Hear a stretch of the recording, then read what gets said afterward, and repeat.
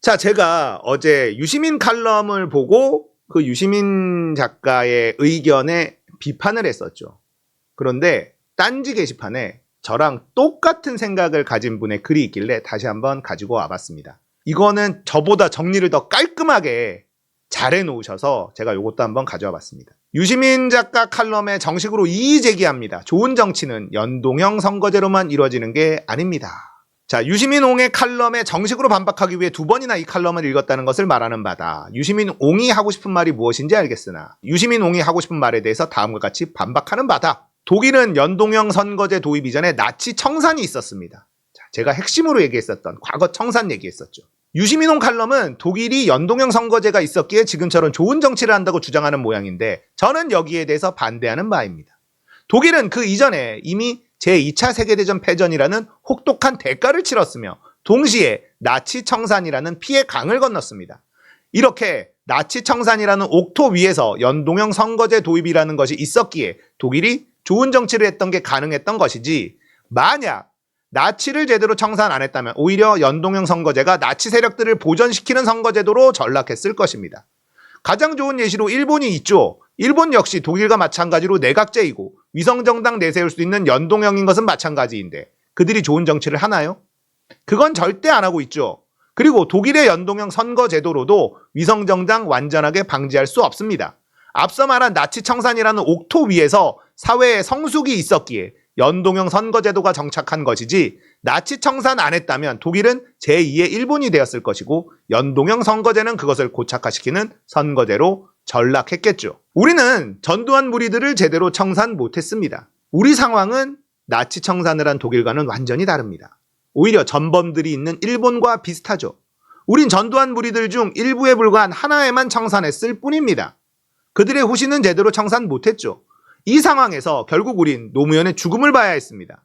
그리고 노무현의 죽음으로 인해서 그가 정치 교과서가 되기를 바랐었던 그의 책들은 결국 그가 어떻게 독재 후의 기득권 카르텔들에게 좌절했는지에 대한 비망록이 되었을 뿐입니다.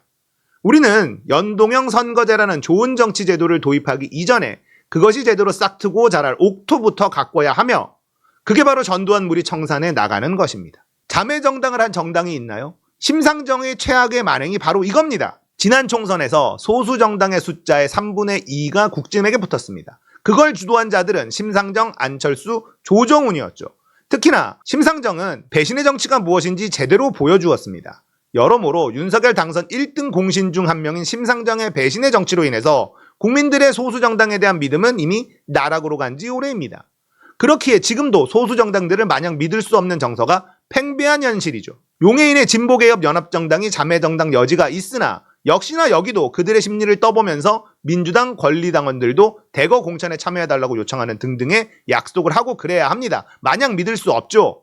유시민홍, 당신이 지금 심상정에 대해 어찌 생각하는지 모르나 적어도 심상정이 지금 어떤 비판을 받고 있는지 모를 리는 없다고 봅니다. 우리나라 정치는 이미 총없는 내전이나 다름없습니다. 내전에서 승리하는 게 정치 옥토의 가꾸기의 첫 번째입니다. 노무현의 죽음이 단순히 개인의 불행이었나요? 이미 나라를 언제든 팔려고 하는 매국 독재 세력들이 대한민국 발전을 저해하는 모든 요인이자 대한민국판 나치 청산이 필요하다는 것을 유신홍 당신도 모를 리는 없다고 봅니다. 이미 우리는 대한민국판 나치와 총없는 전쟁을 하고 있습니다. 이 과정에서 많은 이들이 희생했습니다. 조국 전 장관님, 한명수 총리의 알 수 없는 판결문도 이 나라 정치가 바로 내전임을 암시하는 것이죠. 이미 조중동과 같은 언론과 검찰 같은 법조 카르텔들은 권력의 수구를 넘어서 본인들 자체가 권력 그 자체라는 것을 암시하고 있습니다. 지난번 윤석열이 재벌들 앞에서 떡볶이 튀김을 어색하게 먹방하다가 자기 심기 뒤틀리게 한 재벌들을 압수수색하는 것을 보십시오. 그리고 그런 윤석열에게 재벌들이 뭐라 하지 못하는 것을요. 이게 단순히 윤석열 하나의 문제겠습니까? 윤석열을 앞세운 이 대한민국판 나치 카르텔들이 두려웠던 것이겠죠. 재벌들은요, 어쩌면 그들도 그쪽의 일부일지도 모를 일이고요. 언젠가 노무현 전 대통령께서는 시장이 정치까지 지배하게 되었다 비슷한 말을 한 바가 있는 것으로 압니다. 지금 보면 그것도 틀린 진단이었습니다. 그저 미처 청산하지 못한 매국 독재 카르텔 전두환 무리들이 이 나라를 아직도 뒤틀게 하고 있는 것이죠. 당장 지금 서울의 봄에 대해 뒤틀려는 저 반응을 보십시오. 이게 연동형 비례제라는 씨앗을 뿌릴 옥토입니까? 이런 토양에 함부로 씨앗을 뿌리면 그저 잡초만 될 뿐입니다. 우린 아직도 전쟁입니다. 이미 총 없는 내전입니다. 총 없는 내전에서는 이기는 게 우선입니다. 좋은 정치는 이런 내전에서 이긴 후에 가꾸어질 옥토 위에서 나오는 것이지 선거제라는 씨앗을 뿌린다고 옥토가 되지 않습니다. 이 총 없는 내전에서 이기기 위해서는 병립형이라도 고려해야 할 판입니다. 이 앞에서는 좋은 선거제, 나쁜 선거제는 없다고 생각합니다. 민주진영에게 유리하고 독재 세력들에게 한 석이라도 덜 내주는 선거제가 좋은 선거제이고, 그렇기에 연동형보다는 병립형이 더 적합하다는 시뮬레이션이 많기에 병립형이 고려되는 것뿐입니다. 제대로 옥토를 갖춘 뒤에 본격적인 연동형에 대해서 논해도 된다고 봅니다. 지금은 전쟁인 시기이고 이 전쟁 앞에서는 병립형은 결코 마냥 나쁜 선거제도가 될 수 없습니다. 유시민 옹의 칼럼에 정식으로 이의 제기해 보았습니다. 지금 이 전쟁 시기에 병립형을 나쁜 선거제도라고 함으로써 선택지를 줄이는 것은 결코 옳지 못하다고 느끼기에 이렇게 이의 제기합니다. 자, 제가 이의 제기했었던 것과 아주 똑같은 생각을 가지고 있는 그런 분의 글이었습니다. 딴지 게시판에 거상열기라는 분의 글이었어요. 자, 유시민 작가의 민들레 칼럼을 보고 많은 사람들이 저게 답이다 라고 할 때 저는 저거 답이 아니다 라는 생각이 들었어요. 가장 큰 이유는 과거 청산을 한 나라와 그렇지 못한 나라의 차이를 지적하지 않았다는 것.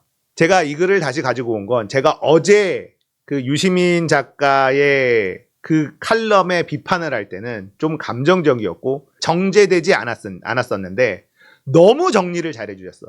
이런 분이 능력자구나. 제 마음속에 있는 걸 너무 시원하게 다 꺼내준 그런 글이 있어서 가져왔습니다. 지금은 전쟁이에요. 그리고 우리나라는 과거의 친일파들조차 청산하지 못했습니다. 친일파를 완벽하게 청산을 했다면, 그리고 그 교육을 정확하게 긴 시간 동안 교육을 시켰다면 윤석열 정권이 탄생할 수 있었을까요? 후쿠시마 오염수 두둔하는 정권이 나올 수 있었을까요? 강제징용 배상 판결을 뒤집어 엎는 정권이 탄생할 수 있었을까요? 홍범도 장군 흉상 제거하는 정권이 탄생할 수 있었을까요? 없었겠죠. 그런데 나왔잖아요. 그런데 연동형이 좋은 정치제도다라고 말할 수 있습니까? 전광훈 당이 나올 거고요. 친일당이 나올 거고, 매국당이 나올 거고, 그거 독재당이 나올 거 아닙니까? 소수 세력으로 그들이 국회에 들어가는 게 민주주의입니까? 그걸 민주주의라고 말할 수 있습니까? 그러면 독일은 왜 나치 정당을 맡고 있습니까? 민주적이지 않은 거 아닙니까? 다양한 목소리를 내야 되는 것 아닙니까? 아니잖아요. 모든 걸 용납하는 게 민주주의가 아닌 겁니다. 독일은 나치를 막았고 우리는 친일을 막지 않았고 막지 못했고, 이 차이를 인정하지 않으면 이 연동형이라는 거에 대한 논의가 이어갈 수가 없다. 이 거상열기라는 분의 표현은 독일은 나치 청산이라는 옥토를 만들어 놨지만 우리는 옥토가 아니다. 여기에다가 씨앗 뿌려봐야 잡초만 무성히 자라날 뿐이다. 그런데도 연동형이 좋은 정치제도라고 이야기할 수 있느냐. 이 표현이에요. 제가 어제 주장했던 것 똑같은 내용인데 너무 정리를 잘해서 가져와 본 겁니다. 선거제도에 정답이 있는 건 아니에요. 하지만 시대적인 상황과 그 국가에 처한 상황, 이걸 따져봐야지 단순히 소수의 목소리가 들어올 수 있게 하니 연동형이 좋은 제도라고 말하는 것, 이건 분명히 문제가 있다라는 지적이에요. 우리나라에 나치당이 들어오고 일베당이 들어오고 이래도 된다는 거예요. 그런데 연동형 이 선거제도는 들어올 수 있도록 만들어 놓은 것 아닙니까? 그러니까 그게 싫다고 병립형으로 가자고 하는 사람들을 마치 시대 흐름을 쫓아오지 못하는 사람처럼 이야기하는 것, 여기에 대해서 이의 제기를 하는 거다. 국민의힘이 원하니까 병립형으로 가면 안 된다? 이것처럼 바보 같은 논리가 어디 있습니까?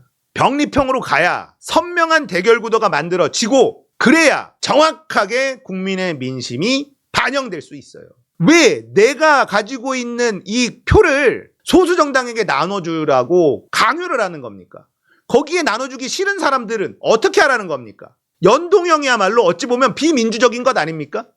유권자들 입장에서는 왜 내가 소수 정당한테 표를 줘야 되지? 근데 어쩔 수 없이 표를 줘야만 되는 상황을 만들어주는 것, 이게 민주주의입니까? 그렇게 연동형이 좋으면 대한민국에 공산당도 나와야 되겠네요.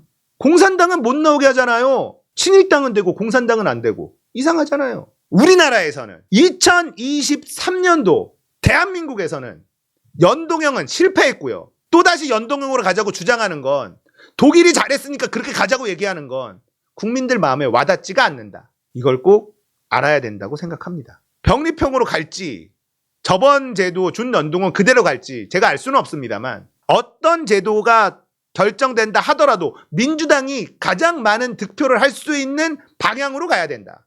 준연동형으로 가면 위성정당 무조건 만들어야 됩니다. 무조건. 그리고 3번으로 들어가야 됩니다. 1번 민주당, 2번 국민의힘, 3번 민주당, 위성정당. 이렇게 만들지 않으면 안 된다라고 생각을 해요. 서울의 봄을 보고 좀 느끼는 바가 있었으면 좋겠습니다. 지금 12.12 쿠데타 하나회 세력들이 쿠데타를 일으키고 있는 상황에서 약속 지키자, 위성정당 만들지 말자, 6본에 앉아서 전두환하고 협상하고 있는 그 똥별들하고 다를 바가 없다는 거예요. 제발 정신 차리고 국민들을 좀 생각해 주기를 바란다.